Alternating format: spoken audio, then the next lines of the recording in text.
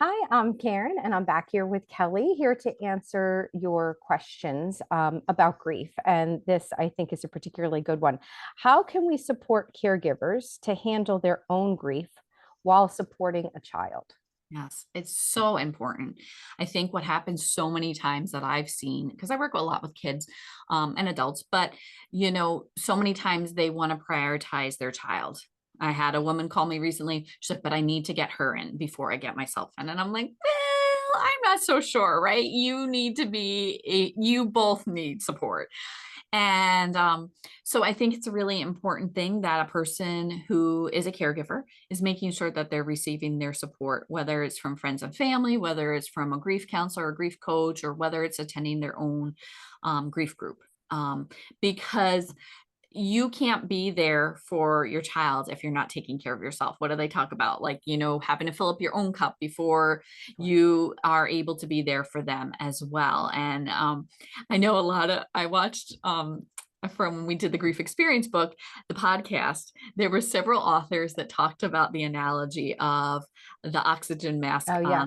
on the airplane, right? Yeah. And it was funny because it came up like three times, I think. But what it is you got to put it on first before you put it on somebody else, right? And I think it's the same concept when we think about caregivers and children, right? If they're not, the caregiver isn't taking care of themselves, how can they be there for that child as well?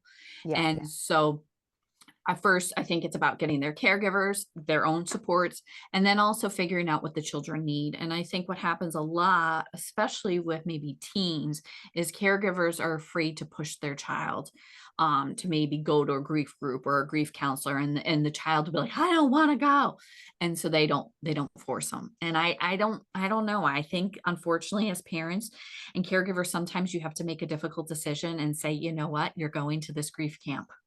Yeah. And I had a boy last year. He did not want to go at all. And the mom was like, well, you're going.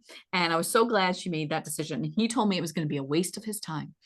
And I was at camp and he was having a blast. And so I went up to him about halfway through camp and I said, so is it a waste of time? And he goes, no, Kelly, you're right. Well, good for him for being able to admit it. Exactly, exactly. I was like, so you come back? He's like, yeah. Yeah.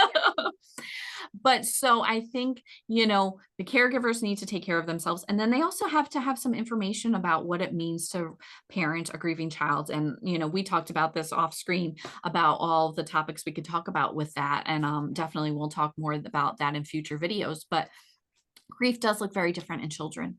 And we seem to think that they should be crying like we are and they should be so sad. But children grieve through their play. They grieve in bursts where you might see a little bit. They may grieve at night when they're not around other people because they don't want to see you getting upset. I hear that a lot from the teenagers that I work with, that they won't grieve in front of their caregivers because they don't want to upset them. Mm. So the caregivers think that they're doing fine, but then these kids are telling me that they're crying themselves to sleep every night.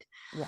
So I think it's also finding support for the kid Yeah. because they may open up more to somebody else than they maybe would to a parent or a caregiver. Yeah, absolutely. And I think it just speaks to the importance of like in a family, everybody getting their grief support Mhm, someplace else. mhm. We have this tendency to think that our families, like that's what we're here for, is to support one another. And in a broader sense, even if there's not young children involved, I'll sometimes say to people like, this may sound terrible to say, but your family may be the worst place right now because everybody's being impacted by it. Everybody is being touched by this. And then they each have their own place in the family, their own personalities, that are going to make it very different. So, that is why it's so important. And I'm glad that you say that about the caregivers getting it too, but getting it for the kids that like everybody gets that, attention. Yeah, and I have a lot of families call me and they're like, "We want family counseling." And I was like, I don't do that. Like, and I understand there's a role of and that could be very beneficial for some parents and families. But I find a lot of times kids aren't going to open up Mm, with their parents or caregivers in the room.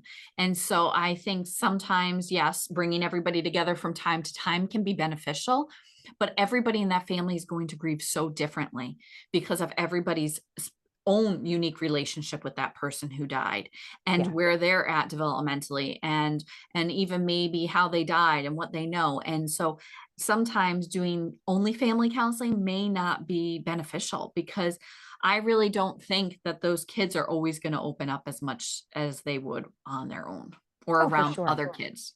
Yeah, yeah. Well, everybody's protecting each other. That's, I mean, that's such a big thing. And even, and parents may not even realize that their kids are protecting them, but they're trying to. That's like just an instinct I think people have. I'm glad you mentioned that. It reminded me of a group that I did a long time ago. And we would, bring people in. It was, just kind of a general overview of grief and loss. And it was an in-person group. And it wouldn't be very uncommon for like, a mother and daughter to come together. The father husband had passed, and they would come and sit together. And I actually always thought that was very nice if they were able to do that. But when it came time to like split off into small groups, the tendency would be for the two people who came together to go into a small group together. And we had to go over and kind of very nicely be like, no, you two need to go in your own group. Exactly. Exactly. Yeah. Like this may be your like 10 minutes that you get to Mhm. finally say what you can't say in front of them. Like it's so important to be able to just like, and I think that's where grief support. I always say that to people like, listen, like this is the vessel, this is the place where you can put whatever that may be. And as far as groups, again, and people's resistance to them, I always remind people like, no one wants to be there. No No. one wants to go to those No. groups. I almost always feel funny sometimes. We're like, thanks for being here. Cause I think people are probably like, yeah, I don't want to be. Exactly. You're I always welcome, get but excited about my groups. I'm like, yay, I have my grief group tonight. And people look at me like, I'm yeah, like, I know, but I also know the benefits of the group and how it absolutely. can. What's going to happen? Yeah. Exactly, and the Yeah. magic that can happen. And honestly, I did a multifamily group back in November with 7 families and with kids, and it was amazing. It was a great experience, and to see the families kind of grieve together is amazing.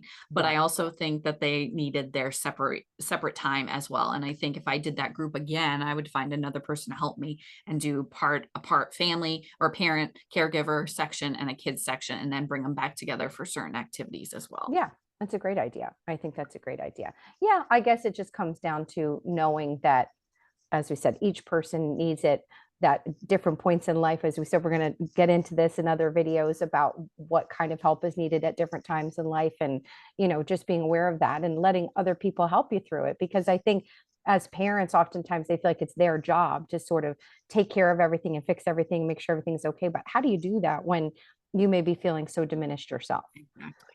Yeah.